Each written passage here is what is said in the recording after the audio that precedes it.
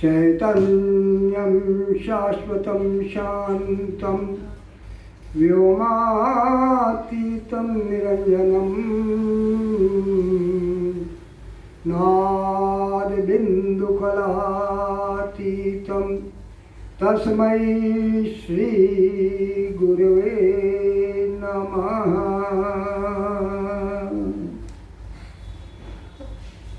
अखण्डमण्डलाकारं व्याप्तं येन चराचरं तत्पदं दर्शितं येन तस्मै श्रीगुरुवे नमः। भारतीय संस्कृति में गुरु का बहुत बड़ा महत्व है।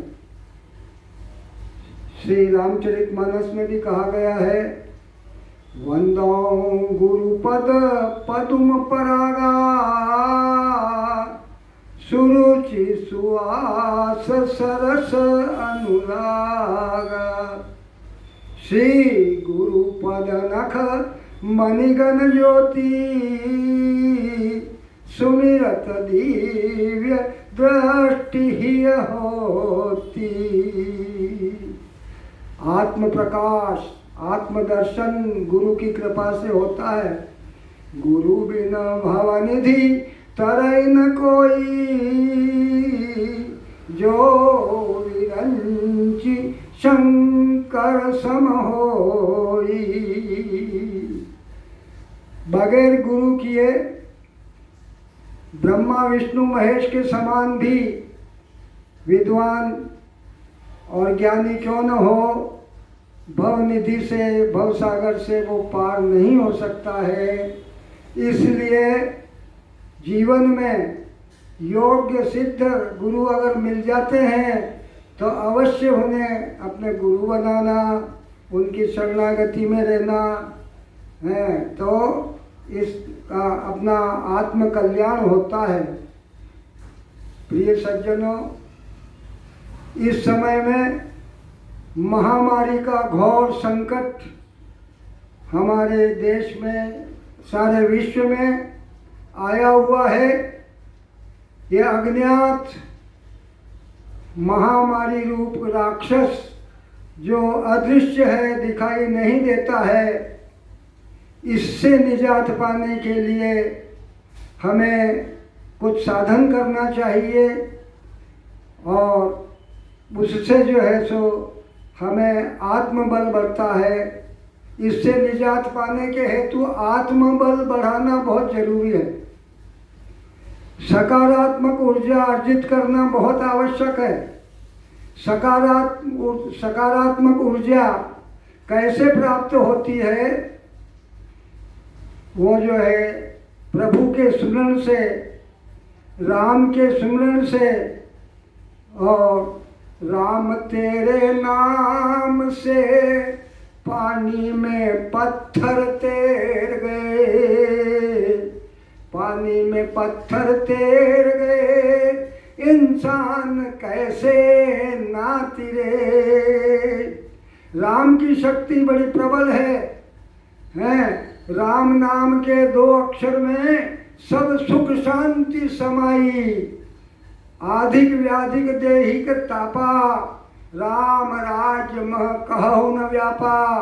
अपने घरों में राम राज्य की स्थापना करो, राम राज्य मान करके चलो और राम का सुमिरन प्रातःकाल सायंकाल करते रहो। इससे जो है सो सकारात्मक ऊर्जा हमें प्राप्त होती है। प्रातःकाल और सायंकाल अपने घर में घंटी नाद, शंखनाद या बांसुरी नाद करने से नकारात्मक ऊर्जा चली जाती है और सकारात्मक ऊर्जा हमें प्राप्त होती है, हमें आत्मबल बढ़ता है।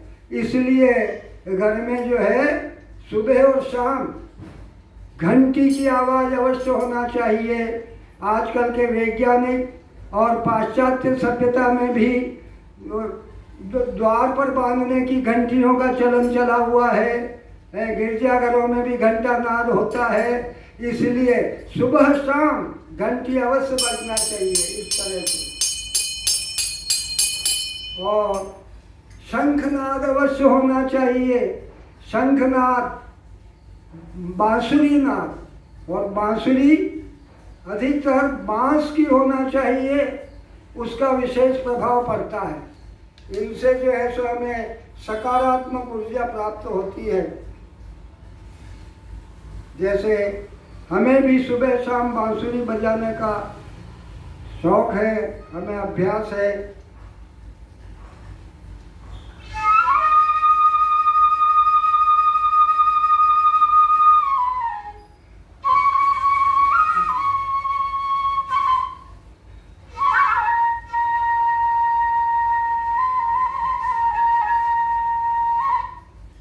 इस तरह से नकारात्मक ऊर्जा जो है वहाँ से चली जाती है बांसुरी नाद, शंखनाद, घंटी नाद से, और घर में आनंदमय वातावरण बनता है। इसका एक मैं छोटा सा उदाहरण आपके समक्ष देता हूँ।